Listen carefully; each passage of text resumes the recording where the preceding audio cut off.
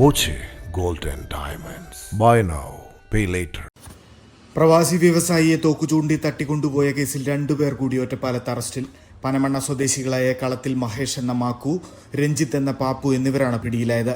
വ്യവസായിയെ കോതക്കുറിശ്ശിയിലെ താമസക്കാരില്ലാതിരുന്ന വീട്ടിൽ പാർപ്പിച്ച സംഘത്തിലെ 2 പേരാണിവർ. പ്രവാസി വ്യവസായിയെ തോക്കുചൂണ്ടി തട്ടിക്കൊണ്ടുപോയ കേസിൽ 2 പേർ കൂടി ഒറ്റപ്പാലത്ത് അറസ്റ്റിൽ.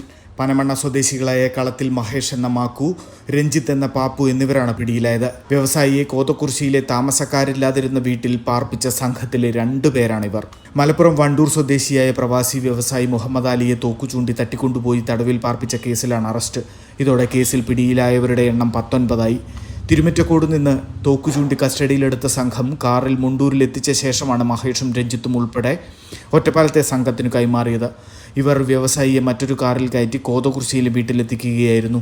കുറ്റകൃത്യത്തിൽ നേരിട്ട് പങ്കാളികളായവരും മുഖ്യ സൂത്രധാരനും ഉൾപ്പെടെ നേരത്തെ പോലീസിന്റെ പിടിയിലായിരുന്നു. 70 കോടി രൂപ മോചനദ്രവ്യം ലക്ഷ്യമിട്ടുള്ള കൊട്ടേഷനാണിതെന്നാണ് പ്രത്യേക അന്വേഷണ സംഘത്തിന്റെ കണ്ടെത്തൽ. പരാതിക്കാരന്റെ അടുത്ത ബന്ധുവാണ് മുഖ്യ സൂത്രധാരനെന്നും അന്വേഷണ സംഘം കണ്ടെത്തിയിരുന്നു. മലപ്പുറം പൂങ്ങോട് സ്വദേശിയായ ഇയാൾ 60 ദിവസത്തോളം റിമാൻഡിൽ കഴിഞ്ഞ ശേഷം കോടതി ജാമ്യം അനുവദിച്ച് പുറത്തിറങ്ങിയിരുന്നു. ഇയാൾ വിദേശത്ത് കഴിയുന്ന ചിലർക്കാണ് കൊട്ടേഷൻ നൽകിയിരുന്നതെന്നും ഇവരുടെ നിർദ്ദേശപ്രകാരമാണ് വ്യത്യസ്ത സംഘങ്ങൾ നാട്ടിൽ കാര്യങ്ങൾ ഏകോപിപ്പിച്ചതെന്നും പോലീസ് പറഞ്ഞു. 2025 ഡിസംബർ 6 മലപ്പുറം വണ്ടൂർ സ്വദേശിയായ പ്രവാസി വ്യവസായി മുഹമ്മദ് അലിയെ കൊട്ടേഷൻ സംഘം തോക്ക് ചൂണ്ടി തട്ടിക്കൊണ്ടുപോയത്. കൊച്ചി വിമാനത്താവളത്തിലേക്കുള്ള യാത്രയ്ക്കിടെ മുഹമ്മദ് അലി സഞ്ചരിച്ചിരുന്ന ആഡംബര കാർ പിന്തുടർന്ന സംഘം തിരുമിറ്റക്കോട് നിന്നാണ് ആക്രമിച്ചു കസ്റ്റഡിയിലെടുത്തത്. തട്ടിക്കൊണ്ടുപോയ ദിവസം രാത്രി കോതകുറിശ്ശിയിൽ കൊട്ടേഷൻ സംഘം പാർപ്പിച്ചിരുന്ന വീട്ടിൽ നിന്ന് മുഹമ്മദ് അലി തന്ത്രപരമായി രക്ഷപ്പെടുകയായിരുന്നു. അക്രമി സംഘം മദ്യലഹരിയിൽ ഉറങ്ങിയ ഘട്ടത്തിൽ പുറത്തിറങ്ങിയ മുഹമ്മദ് അലിയെ നാട്ടുകാരും പോലീസും ചേർന്ന് വാണിയംകുളത്തെ സ്വകാര്യ ആശുപത്രിയിൽ പ്രവേശിപ്പിക്കുകയായിരുന്നു. ശരീരമാകെ പരിക്കേറ്റ മുഹമ്മദ് അലി ദിവസങ്ങളോളം ഇവിടെ ചികിത്സയിലായിരുന്നു.